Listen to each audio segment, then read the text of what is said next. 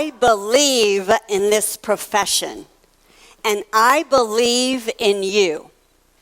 And I believe that it is time for us to stop working so darn hard for not enough money.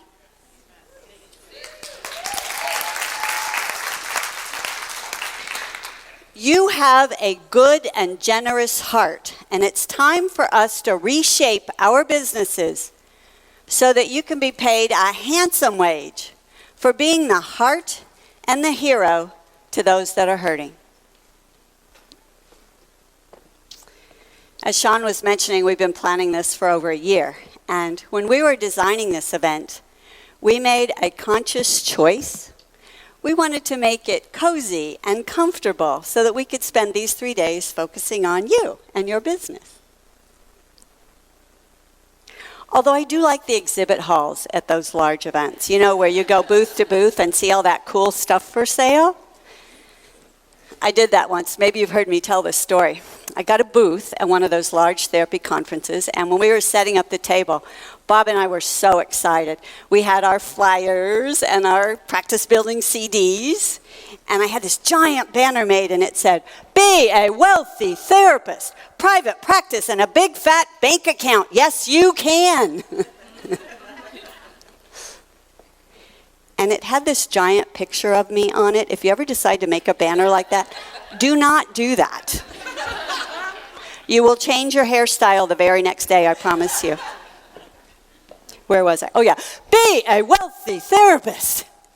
And on this side of us was the Alcohol Recovery Center.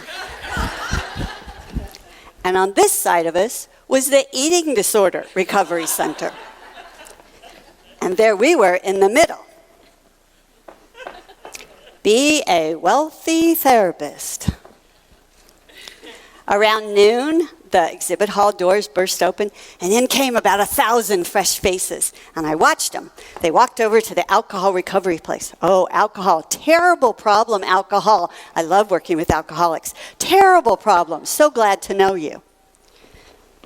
And then they came to our booth, and I was ready.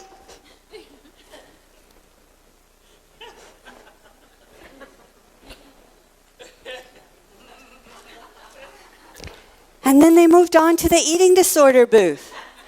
Eating disorders, yeah, that's difficult. Eating disorders, yeah, good to know that you're there. I did find it ironic that they were giving away chocolate kisses at the eating disorder booth. But I get it. I get their total disbelief. Therapists are among the lowest paid healthcare providers in the world.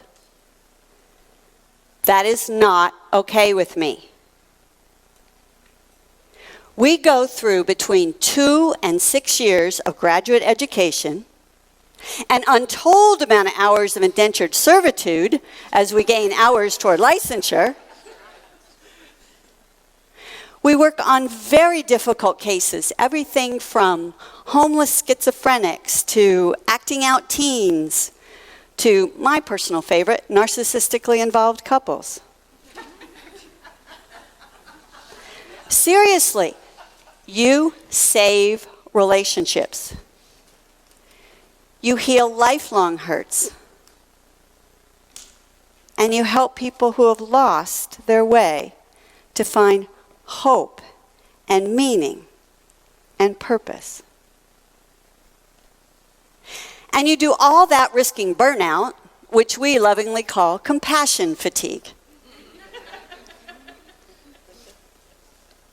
To me, among the lowest paid, that is not okay with me.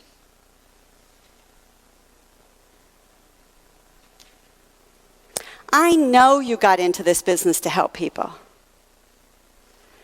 But let's face it, this is not your hobby, this is your business.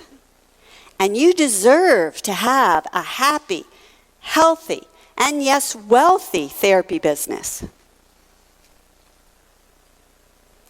People often ask me what I mean by being a wealthy therapist. And it's not about a number in your bank account. And it's certainly not about getting rich off of poor people who are hurting. To me, being a wealthy therapist means waking up 6 days out of 7, happy to be me, happy to be in the relationships I'm in, doing work I love, with clients I adore, and oh yes, being paid well for it. Daily, you help people to live their dreams.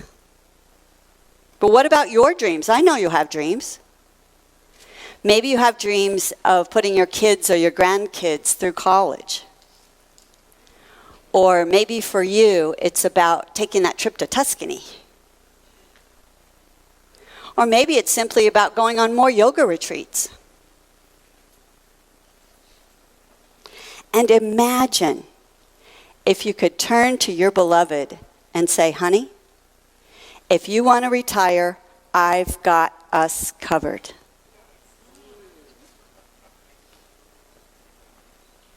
At the end of your life, when you look back, will you have done the things that you want to do? That is the vision I hold for you. That is what it means to be a wealthy therapist. It's about having this amazing life that is available to us because we are sustained by a financially comfortable practice. That is the wealthy therapist journey. And this event is part of that journey. It's not the end. We're not going to be done with the journey in 3 days. And for some of you, this is just the start. But the fact that you have chosen to join me on this journey tells me a lot about you.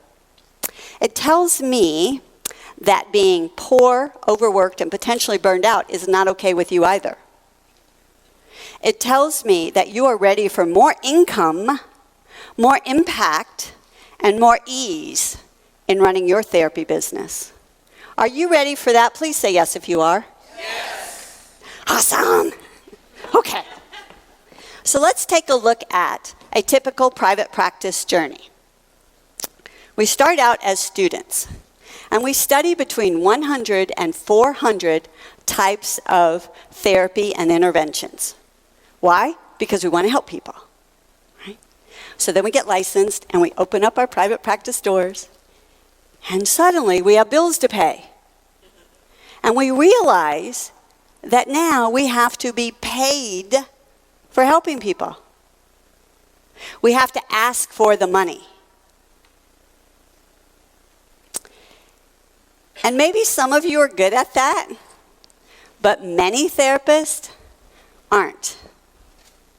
And I will tell you, and you've heard me say this before, that it is often easier for a therapist to take a complete sexual history from a total stranger rather than talk about our fees. You know it's true. Picture it in the consulting room.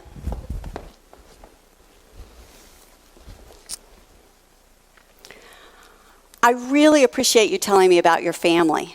They sound so interesting. I really appreciate that. Now I'm going to ask you some sexual questions. Please don't get embarrassed. I hear these all the time. And at what age was your first sexual experience? Tell me more about that. Okay. Fine. And at what age did you start masturbating? Now, was that by yourself or were your cousins there? Okay. Were any of your mother's undergarments involved? Okay. I'm sorry, what did you ask? How much are my fees? How much do I charge? I'm sure whatever you could afford to pay would be fine. Can we get back to the sexual history now?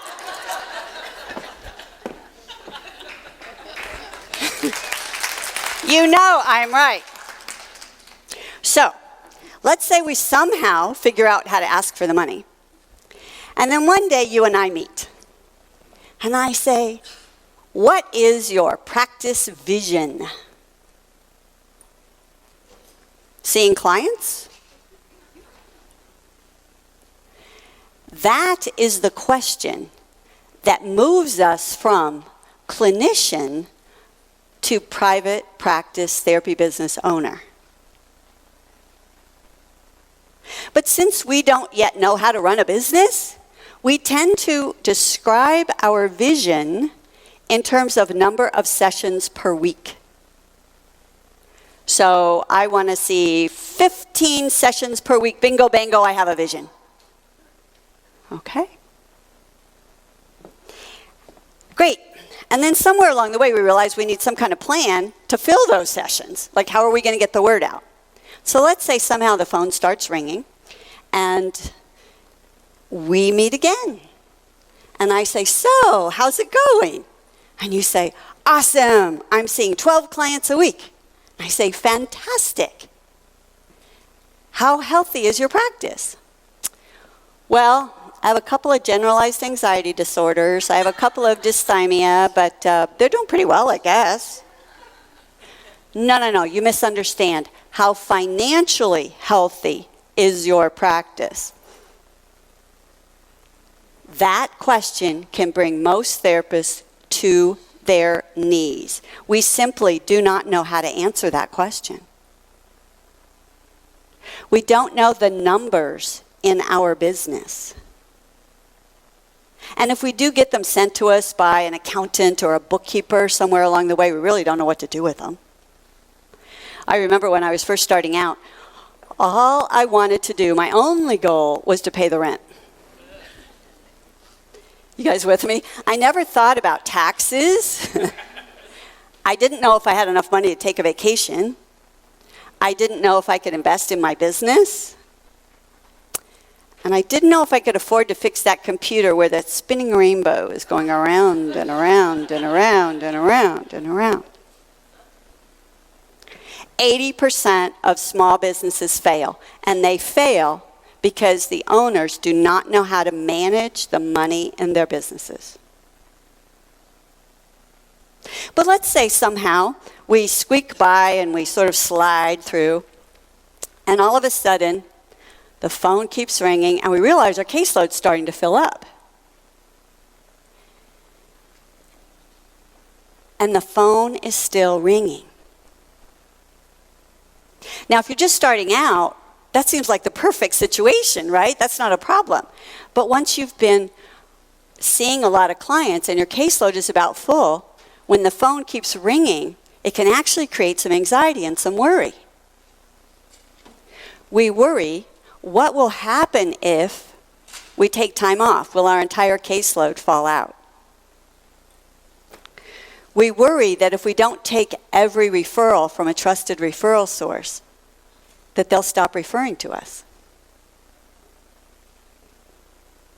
And maybe it's just me, but I worry if I'm not going to help them, who's going to help them? All I want to do is help people.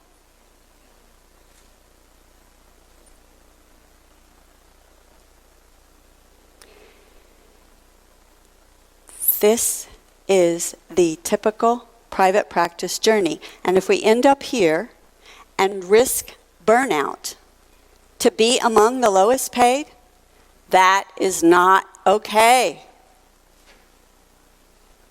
So what does it take to create a happy, healthy, wealthy therapy practice today, right now? Well, that was the challenge that I took on last year when I opened up the Orange County Relationship Center. You see, I'd been teaching with Be a Wealthy Therapist for over a dozen years. We had lots of clients who were successful, but I had been retired from therapy and personal practice building for 5 years. And in those 5 years, the landscape had changed quite a bit. Culture, healthcare, economy hasn't been good since 2008. Technology, all this new stuff in the last 5 years. Could I do it? Well, I went big and I told my entire Be a Wealthy Therapist community that I was going to open up a counseling center. That's about 75,000 people. Talk about being seen. And I know that there were more than one of you, maybe not in this room, but there were a few people that were going, yep, now Casey's going to see how hard it is. Okay. I heard you. So I want to share with you how it's, do you want to hear how it's going? Oh, good, I didn't want to overshare. I want to share with you what I have learned that it takes. Because I stand up here today and I tell you, not only do I teach that it's possible, but I know it is possible to have the business that you want. And I'm going to share with you the 4 things that it takes. But I'm sharing this with you not only as Casey Truffo, the one who holds the vision for you, more income for therapists, more income for you, but Casey Truffo, therapist like you who needs a phone to ring. Okay? 4 things. First one, money. We need to decide that we are okay making a good living helping people. We need to know our numbers. We need to be okay asking for the money, collecting it, dealing with those people who say they can't afford it. We need to track it. And we want to focus our business toward profit. Profit. I like to think of profit as pro-fit. It's the measure of the financial fitness of the health of your business. Profit is your reward for taking the entrepreneurial risk of opening your own business. You deserve profit. Also, profit is important if you ever want to get a line of credit or if you ever want to sell your business. You're going to need to show that you have profit in your business. So the first thing we need to do is decide that we're okay with money and feeling good about earning a good living, helping people, and know our numbers. Because the other thing that's good about knowing your numbers is that it will help with the seasonal fluctuations that we have in our business so that we don't freak out summer, holidays, and those odd weeks when the caseload just falls out. Okay? Step number 1, money. Know your numbers. Step number 2, we need to have a strategy for our business. Why is your business here? What is it your business purpose is? Whom are you called to serve? What is it that they want help with? And what do they want to pay for getting help with that problem? That is your business strategy. And the reason you want that is so that you can then laser focus on getting to the right people for you. Okay? So first thing, money. Decide you're worthy of earning a good living. Decide that you're going to know your numbers. Second thing is have a business strategy. Why is your business here? Whom are you called to serve? What do they want help with? And what are they going to pay for? The third one is what I call a creation plan for growth. You're going to create your plan for growth. And there's 2 types of growth plans that we have. One type is to get your phone ringing, your client attraction plan. Because if we have this business strategy that's to serve these people, we need to get them to find you. So you need your client attraction plan. And it's very simple. You need a community marketing plan and an online marketing plan. We'll be talking about those. They're pretty simple to create. But we also need a second type of creation plan for our growth. And that is, how are you going to serve your clients? How are you going to serve your clients? Now, when you're starting out, it's kind of easy. We're going to serve them with one-on-one therapy. But when we get full, we still want to make more money. How are we going to serve them then? How are we going to leverage our time to be able to increase our income and to continue making the impact that we want? So again, money, feeling good about money, knowing your numbers.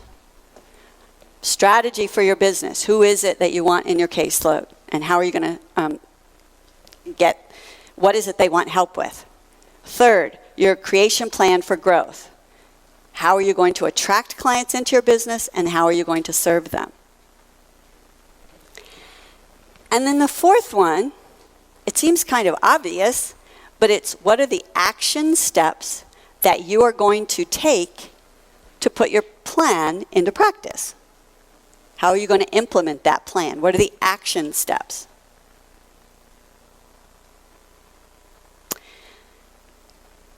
We therapists are great academics. We love to study. We'll even study marketing. And push comes to shove, we'll even create a marketing plan if somebody gives it to us like an assignment. We do it like a term paper. So we all know we can create the marketing plan. Will you act on that plan? Will you do what you plan to do? Now, if that's making you a little bit nervous, please don't worry, because I'm going to teach you how to act on that plan. Even if you're scared, even if you're shy, even if you don't like being seen, and even if you don't have a lot of time. Okay? Don't keep yourself a secret. Don't keep yourself a secret. I see some of you nodding. I see that resonates with you. If you believe in what you do, don't keep yourself a secret. So these are the 4 things you need to do, we all need to do, to build the happy, healthy, wealthy therapy practice we want. Money. Decide we're good with earning a living helping people and know our numbers. Strategy. Create a strategy for whom you want in your caseload. Create your plan for growth. Both how are you going to attract your clients and how are you going to serve them. And then create the action steps that you're going to do regularly and consistently to act on that plan.